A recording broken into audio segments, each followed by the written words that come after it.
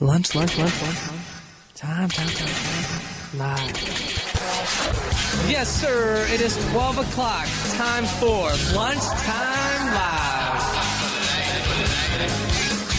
I will be your host, Stephen Kono, and I will be bringing you the best bands the Inland Empire has to offer. Giving you a full hour of their music and having them in studio for a live on-air interview. Only on Coyote Radio, right here, right now. All right, and it is time for Lunchtime Live, coming to you live from the campus of California State University, San Bernardino. We are joined in studio today by the great Noah James from San Bernardino. Each week we bring you a different band or artist or a group that is being noticed, that is receiving accolades, and that is performing some phenomenal music from San Bernardino, Riverside, or San Bernardino counties. Today's show is no exception. The great Noah James comes to us and talks about his music and how he got into music and how he performs and how he brings it all together. And without further ado, here is Coyote Radio music director and your host for this program, Stephen Kono. Yes, it is 12 o'clock in the afternoon on this wonderful Friday. I do have Noah James here. Yeah. How you doing today, man? I'm good, man. I'm real good. I got you in the studio, rap star, local legend. Almost there, but not yet. For those of people that don't know who Noah James is, what are you all about, man? I'm all about buffets. Buffets? Twitter. Yeah, you're on Twitter. I love a lot. Twitter. What else? Music, my family. Music, 2K11, UFC, Undisputed. And more. And more, whatever. More music. More music. Now, I originally thought Noah James was your name that you just went by. Nah. My real name is... Yeah, that's my real name. And I wanted a stage name. I used to go by Blackjack. I wanted a stage name because, that's the whole marketing of this business. Got to have something that's marketable. So my dad's name is James, and I wanted to put something in front of it. So we were like, let's say Noah, and take the H off Noah. So I ran with that. Say about a year back, I found out Noah without the H in Hebrew mean movement. Mm-hmm. And it's crazy about that time. That's when I start making a positive movement out here. Even how, no matter how grimy my music was, I still had a positive movement that was going on. Uh-huh. So that's the whole Noah James, then the Intelligent Elegant Elephant. A.K.A. the Hockey Mask Haitian, A.K.A. the 400-pounder with cheetah feet. The 400-pounder with cheetah feet? Because I'm light on my feet on stage. I'm very light. Okay, that makes sense. Yeah, I got angels on my feet. So people just come up with new ones and you just take them? You know what? That one, I did a Sean P show, and I was moving real fast, and I felt like a cheetah. For some reason, I just felt like a cheetah at that time, and I said it, and people say, "No, what? That is you," and I said, "That is me." I can embody this. Yes, I can name my son that. That's you're gonna name your son? No, I'm gonna name my son President. President. Yeah. That's it. That's it. Because when the teachers say, "President, you here?" He say, "Yes, the president's here." I've been thinking about this for almost 5 years. I'm gonna name my son the President. But no middle name, just President. Like kind of like Oprah, but the male Oprah, like President. Just President. That's it. That's legit. That's it. I'll call him President. There you go. My girl got to agree with it. She know. As long as she agrees with it, yeah, I think she is. Yeah, I think she'll be okay. Yeah, I think so. You started battle rapping, rapping in general. But what age? 13. About 13. Now, were you battling here? Because originally you're not from the Inland Empire, right? Nah. Originally I'm from Queens. Out there, I was more like cypher rapping. When I started coming out here to IE, I started getting into the local battles, like in Rialto, Fontana, a couple in Riverside. I went out to like LA and did a couple of battles, and it was fun. It was fun, but it was like it's a lot. Like, it can be very stressful, the whole battling thing. I bet. Okay, but first, what's the difference between a cypher battle, or like a cypher, and then just a plain-out battle? A cypher is more like a group of MCs come together and just rap, whatever. It's kind of like you're sharpening your sword with each other, like sparring. Okay. It's like pretty much just sparring with each other. But you're not necessarily going after each other? Not going at each other. Okay. It just is like, to me, a cypher is for MCs to actually let the egos go, just rap. And rap whatever you want to talk about, whatever. And you don't, it could be freestyle or written. I prefer freestyle because the more you freestyle, the better the writing become a little easier. So that's more of a cipher, like, and MCs can build. Like, if an MC get on the cipher, build with other cats. Yeah. And feed off their energy. And you know what I mean? So that's the whole cipher, cipher, just MCs in the cipher. That's about it. And then the battle is more like you go at each other. Yeah, where you got to be. Battle is like off the top of your head. Yeah, nowadays it's not even off the top of your head. It's written. Back in the day when I was doing it, it was freestyle. If you ever did it written, yeah, you get shipped off somewhere. You're not allowed back no more. You're not allowed. Because back then, you got to have like a rhino skin. You have premeditated. Okay. But me, like, all right, my mentor, Ramon Jones, we used to go to battles, see who we battling. Oh, you got a girl with you? Oh, I'm not even going to talk about you. I'm talking about your girl. Just to get under their skin. Her insecurity is way worse than yours. If I pick her out and she's tapping you, getting mad at you, she done messed up your whole battling. She done messed up your whole game. So you just went straight for the soul. You didn't even worry about nothing else. Nothing else. Why worry about the physical? You can go straight for the heart, the soul. Okay, so you're doing a lot of rap battles. Yeah. How did that help you out? You know what? The first thing is stage presence. The battle, you got to have some kind of presence for you, So that's one thing, the presence. Then and say, like, what we call, like, when people, hecklers, whatever, say you perform and someone's booing you, some people don't know how to cope with that. From battling, you hear the most reckless, disrespectful stuff ever, and you just let it go over your head. You don't worry about it. Sometimes, like, even like getting nervous, performing in front of a big crowd, that the battling help you with that. So it's kind of it's a little what I say with the music now, it helped me with a lot of stuff that artists, when they just go straight to the performance, they have to learn. Me, I already had that down. I already had mic control down. I already had this presence down. I already had breathing control, breath control. By battling, I gained all of that. So when it came to the performance, I was ready already. So then fast forward till about a couple months ago, you came out with a new CD, Beautiful Darkness. Word. Yeah. We're actually going to get into. Is it the single off Beautiful Darkness called Beautiful Darkness?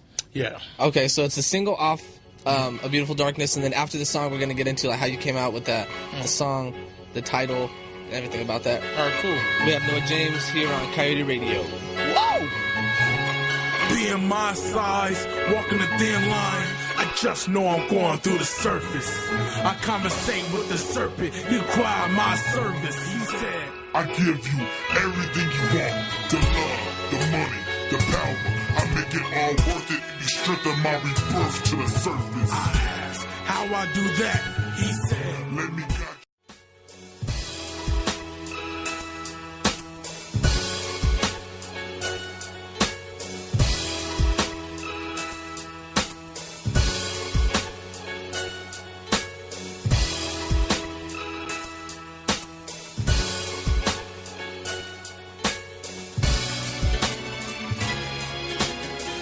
Beautiful Darkness. That's your single off the CD of Beautiful Darkness. Yeah, the LP, Beautiful Darkness. So where did the title of Beautiful Darkness originate? Man, I have a very dark past, and sometimes I can become a very dark person. But I wanted people to know I have a not a beautiful side, but just a side of me that is happy, and I could talk about stuff, that make me happy. So that was the Beautiful Darkness come to, like if you listen to the whole album, there's a song from Blissful to Disrespectful, New Era to Never Too Long. So I wanted people to understand, I do my music off emotions. I'm human, and I'm not going to do my music off no bull. I'm going to do it whatever I feel at that time. I'm going to do it. But that single was my boy Fame Kills hopped on a hook, and it was just, Like, pretty much I'm saying I won't sell out. I won't sell my soul to the devil. But I do have a temper. I do have these demons. Yeah. But I'm trying to fix them. Okay. But then I cope with myself. Like, you know. So the music is basically you coping with... Yeah. Everything. Instead of me going to therapy, I just do music. That is your therapy. That's a type of therapy. I mean... Yeah. You had 2 other EPs out before this one. Yeah. What made this one different than... Those monsters. Yeah. In Blockamo, it was hip-hop, but I was a monster. Sounds of a Monster, I was a monster. Like, those... On 7 Monsters, 7 songs is just grimy. And I said the most reckless... Like, you would think I had no morals. Okay. I didn't think about... You wouldn't even think I have a religion on some of them songs I did. Uh-huh. You know, I said... I made fun of some people that's not here with us, and it's just that battle inside. It was the battle inside with me. I haven't crossed over to an artist yet. In Sounds of a Monster. Some songs, but Beautiful Darkness, I felt like I was an artist because I had real concepts.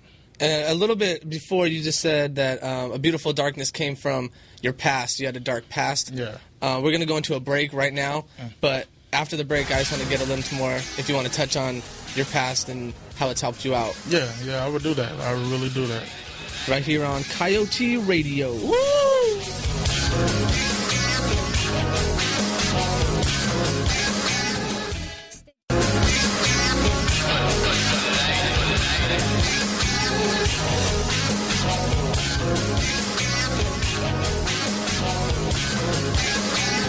Back with more Lunchtime Live here on Coyote Radio. Our in-studio guest today is Noah James from San Bernardino. Here is your host, Coyote Radio music director, Stephen Kono. Yes, we are back from the Mountain High. Yeah. Let's see. Right before the break, you touched on, you had a really rough past, which is how the name A Beautiful Darkness from your CD came out. Yeah. How, like... Your rough past basically involves your mother, your father. I don't talk about my past a lot, but like I was born when my mom had me. She had almost a kilo of crack cocaine in her. Okay. So she didn't get to keep me. So I went straight to an orphanage. The orphanage it was people. One girl asked me, "Was it like Annie?" I wanted to say something, but nah, it wasn't like Annie. It was like like that. To me, that was the craziest question I would ever ask in my life. But it was. Yeah, it taught me a lot. Like, you know, being an orphanage. Then this is the crazy thing. She had my little brother in 1990, and it repeated the same action. She had drugs in the system. My brother went straight to the orphanage with me. So at the time, you were still living in Queens. In Queens, I was in an orphanage, and it was crazy. My dad got deported to Hades. My mom was on drugs. She almost did 25 years in prison altogether. Okay. She had my little sister in prison. She's she's somewhere in Pasadena with a good family. I don't want to mess that up until she's 18, to where she kind of got her life together. Then I can go to her and let her know what happened with her mom. Like, my mom is with me now, you know, but it's crazy now. Like, from the orphanage, I drove from Queens to New York at the age of 17 to Pasadena. See, and my grandmother lived in Pasadena. So I knew I had family in Pasadena because I was going back and forth all the time. I was going back and forth. So it's kind of like I had to get out. I had to. My brother had to see something different than I did. Yeah. 'Cause I did the typical ghetto projects. Like, to me, it was a stereotype what a black man go through when his back is against the wall. Yeah. I don't got a job. I'm too young to get a job. I'm going to sell drugs. I'm going to rob. I'm going to do something. I remember a teacher told me, listen, you're going to entertain, or you're going to rob, or you're going to be in prison, or you're going to end up dead. And to me, it was like, you know what? I believe him. Because there's nothing positive around me right now. Yeah. Like, everybody back and forth. My cousin lived with my grandmother, then she had to ship him off to a foster home. Like, it's just problem after problem after problem. So that's the roughness of my past. Then my grandfather died, and that was just the only, like, it's crazy. He died when I needed him. Like, I needed a father at that time, and he passed away, and it was crazy. Like, I can't even talk about it because it's bad. But pretty much, I mean, that's what A Beautiful Darkness kind of originates from. I mean, you mention a lot in your songs, especially on the next song that we're about to get into, My Bar's My Life, that it's a big part of your life, and you can't forget it, pretty much. Yeah, man, it was just... I do this music more for my family than me.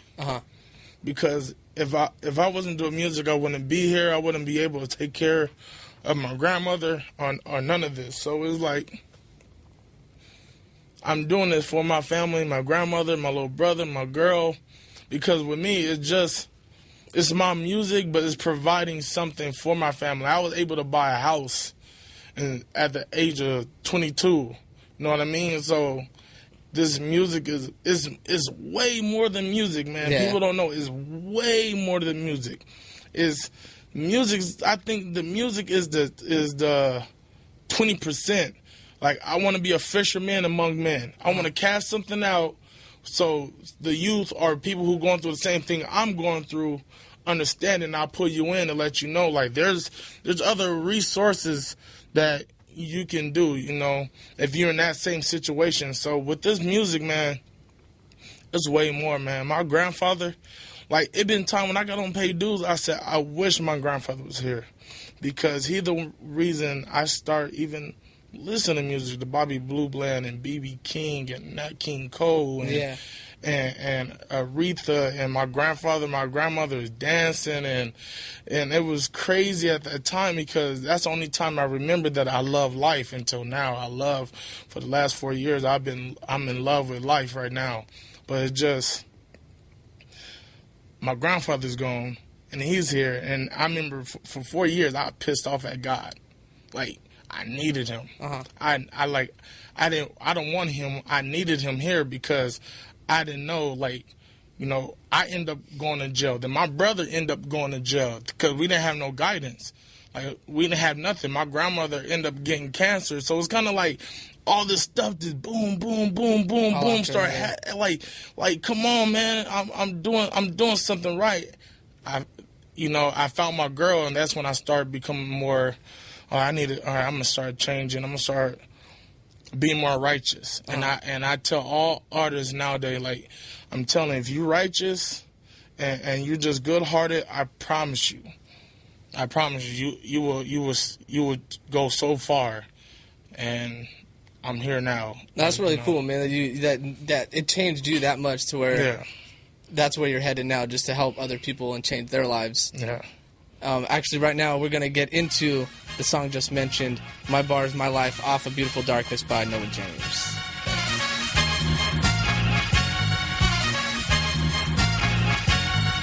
No mother, no father, where they at, don't care, why bother? And I miss my grandfather, he's in heaven walking on water. When I was young, had problems, so dumb, didn't know how to solve it. Alright, so my bars, my mic, how far, my sight, the stars, the light, I ask God to guard my life.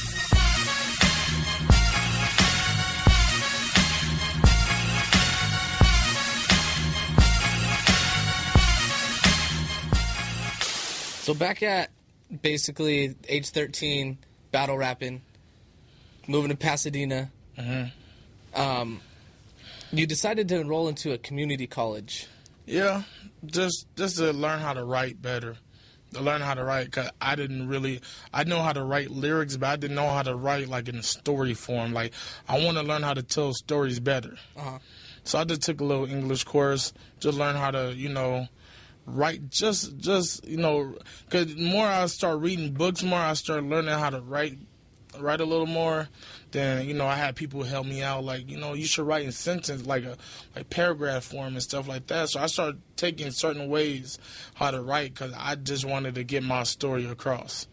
At a young age, I mean, when was the turning point to where you were like, this is a hobby, to where I wanted to make this my career? 20 years old, you knew 20. it. 20, when I turned 20, people actually start liking it, and I'm like, you know what? Let me see how far can I take this. let me really see how far can I take this. And I just, anything I did, I put my all into it. Anything, like everything I did, I put my all into it. Now, coming from the past that you did, you do, I mean, a lot of charity events. Yeah. You do something with Toys for Tots? Yeah, Toys for Tots. We've been on with the label I'm on right now, Black Cloud Music. We do last year was our 3rd annual Toys for Tots, and we do the House of Mercy in San Bernardino. Okay. It's for women. It's for battered children and women. Uh-huh. Cause I like that. To me, that's what I went through. Mm-hmm. And now I like Toys for Tots clothing. It was toys, it was clothing, it was women products, it was whatever we can give them, we did it. You know what I mean? Money, whatever. Even when the earthquake happened in Haiti too, I did something called Help Haiti, and I'm Haitian, and it was dope that we raised a lot of money in shoes and clothes, and it was dope that a lot of people in the Inland Empire came out and supported that. And then a second ago, you mentioned Black Cloud Music. Yeah. Is that your label? My boy Jinx owns it. He's the CEO of Black Cloud Music. It was founded like in 2004. And it's me, Fame Kills, Art Bars, Jinx, and Curtis King. Okay. After we're going to take a break real quick. Yeah. After the break, we're going to get a little more about Black Cloud Music and how they've helped you out for your career.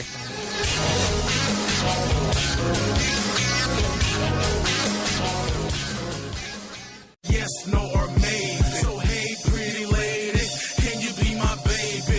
Here go a letter, check yes, no, or maybe.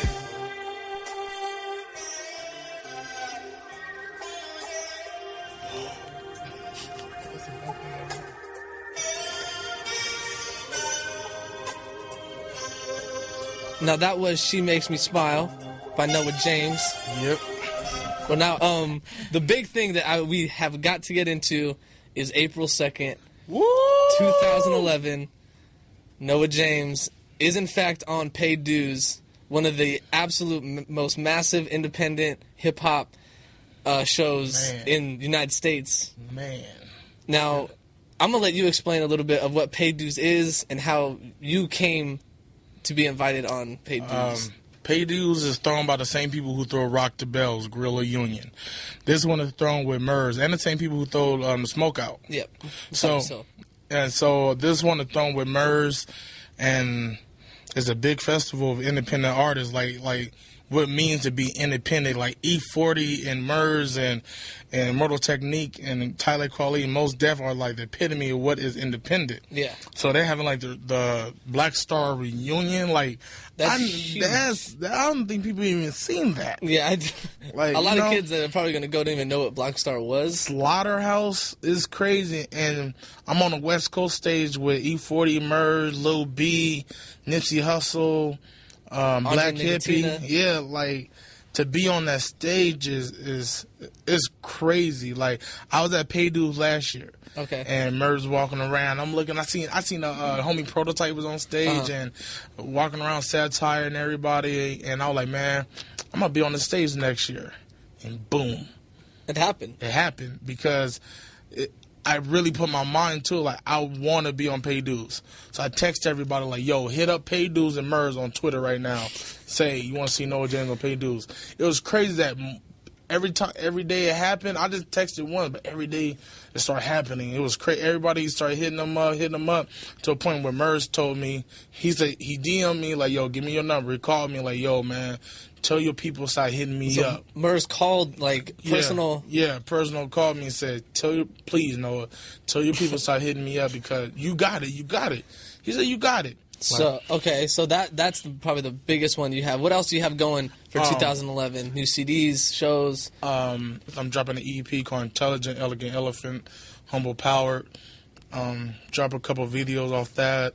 I'm doing a little tour, like some in Cali, some like in Colorado, Texas, Arizona. We try to go to AC3 in Atlanta. Probably go up more northern U.S., like to Oregon and Seattle and stuff like that. Yeah. And just get out a little more, you know what I mean? Just get out a whole lot more.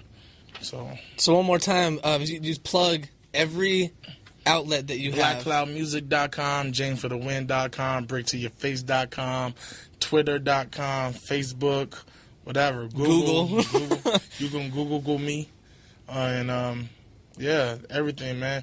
You can go buy my albums at Radio Futura, Zia Records. Dang, man, they can't pop up. I'm trying to think. Rhino Records, Matt Platter and Riverside, Amoeba off Sunset.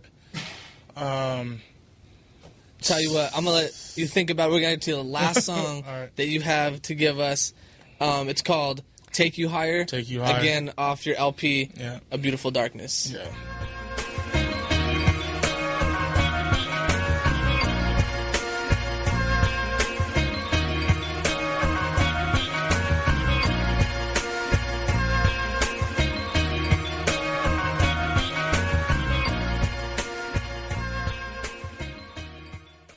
For my eyes, design what is fine, define what is fine. It's like she's made for me. I fell asleep, had a dream that she came to me. I fell asleep with another dream that she sang to me. Like Anne-Marie, like why don't we fall in love? So I'ma do what a man do. I told her the whole world is your venue. Noah James, it is that time. Yeah. I appreciate you coming to the studio, man. Yep. Had a beauty of a time, man. Beauty of a time. Yeah. That was Lunchtime Live, right here with Noah James, Coyote Radio.